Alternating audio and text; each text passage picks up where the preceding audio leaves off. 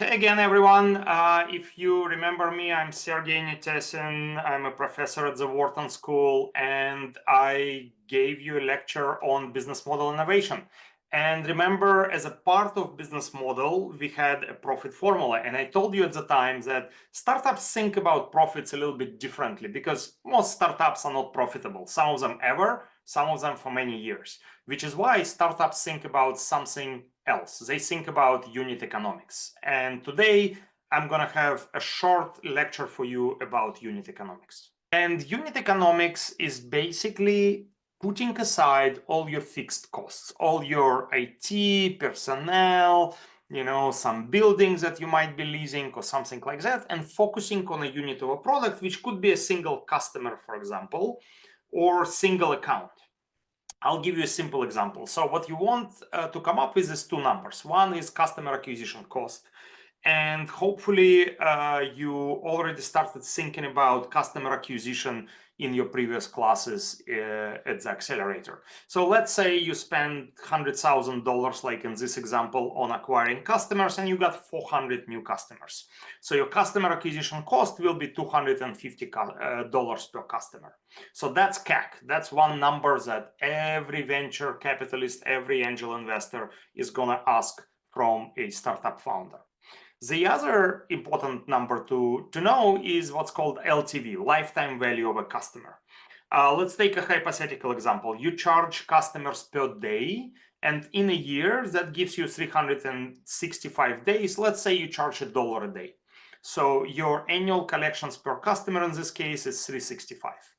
Let's say your gross margin is about 70%. Whatever you're selling has 70% margin. And let's say you figured out that your lifespan of a single customer is 1.5. So the customer stays with you for a year and a half. So we take those three numbers, multiply them one by the other, we get 383.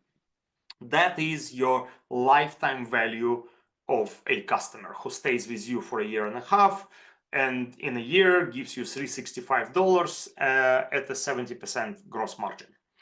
Now, what we see in this case, the LTV to CAC ratio, the very last line here, is 1.5. So your lifetime value is higher than cost of acquisition.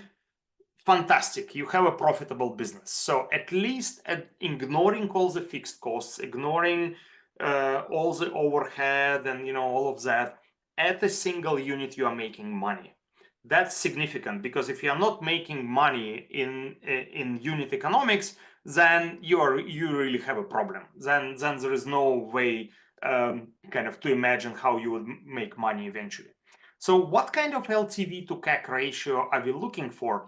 Well, typically, and this is a rule of thumb that greatly depends on an industry, something like in the range of 2 to 3 is a good number. This is investable number.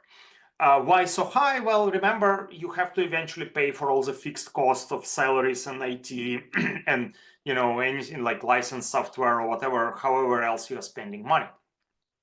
Most importantly, you want to demonstrate that this is scalable. You want to have some kind of story that as you get new customers, either your LTV goes up or your CAC goes down, or maybe together. Okay. And typically, investor is going to ask you to show, like, month by month, for example, what is your LTV, what is your CAC.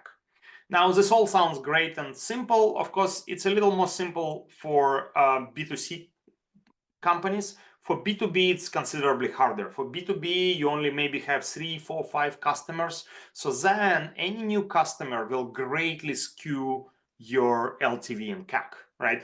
And to begin with, LTV and CAC are not independent. Maybe you land a huge customer, Microsoft, but you worked really hard. You spent like a year landing this customer. So they're not independent, right? So startup founders tend to bend the truth very often and try to tell like a beautiful story to investors, how great their CAC and LTVs and so on. And venture capitalists are going to dig through it. Angel investors are going to keep asking you questions. They'll ask it by month. They'll ask it for group of customers. Tell me small, medium, kind of a large customer, and so on. And so it's important to remember that you have to be careful with those numbers. It's also important to remember that from in many cases, these numbers are going to be approximations, right? So, for example, if your startup is only 1 year old, how do you know the customer is going to stay with you for a year and a half? So you might have to make some projections. You might have to look at, churn and then explain to investors how you did those calculations.